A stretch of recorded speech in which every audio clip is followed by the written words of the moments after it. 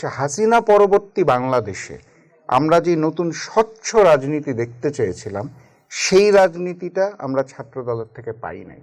এবং নির্বাচনী প্রচারণাতেও আপনি খেয়াল করবেন, আমি ছাত্রদলের প্রচারণায় যতখানি নতুনত্ব দেখব বলে আশা করেছিলাম, স্বপ্ন দেখব আশা করেছিলাম, ভবিষ্যৎ দেখব আশা করেছিলাম, সেটা পাইনি। আমি পেয়েছি অতীত। অর্থাৎ ছাত্রদল তাদের প্রচারণায় নিজেদের কথা যতখানি বলবে, ভবিষ্যতের কথা যতখানি বলবে, স্বপ্ন যতখানি দেখাবে, তার চেয়ে বেশি তারা বেশি সময় ব্যয় করেছে ছাত্র শিবিরের ভুল ধরার জন্য। এবং তারা প্রচারণায় যে ন্যারেটিভগুলো ব্যবহার করত, এই ন্যারেটিভগুলো আমরা বিগত 16 বছর শেখ হাসিনা, ওবায়দুল কাদের, আওয়ামী লীগের মুখে শুনেছি। হাসিনা মুক্ত বাংলাদেশে এই যে রাজাকারের প্রচারণা, শিবিরের রক কাটার প্রচারণা, আল বদরের প্রচারণা, এগুলো তো নতুন জেনারেশন দেখতে চায় না। 71 অবশ্যই আমরা স্বীকার করি, কিন্তু 71-এর সেই সময়কার ভূমিকা নিয়ে বর্তমান বাংলাদেশের ছাত্র শিবিরকে নিয়ে যদি আপনি রাজনীতি করতে চান, সেটা শেখ হাসিনাও পারে নাই, ছাত্রদলও এখানে ভুল করেছে।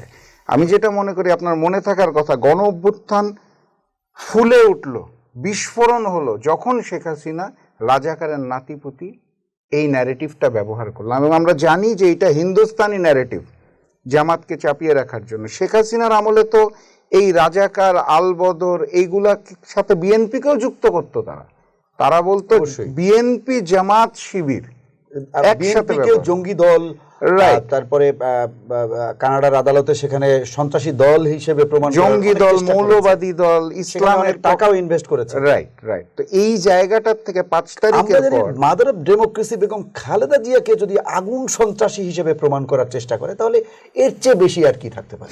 সেটাই। তো ওই জায়গাটার থেকে আমি মনে করি ছাত্রদল তারা যে স্ট্র্যাটেজিটা করেছিল শিবিরের প্যানেলের বিরুদ্ধে, স্ট্র্যাটেজিটাই ভুল। এটা হিন্দুস্তানি ন্যারেটিভ, রয়ের ন্যারেটিভ, শেখ হাসিনার ন্যারেটিভ, আওয়ামী লীগ ন্যারেটিভ।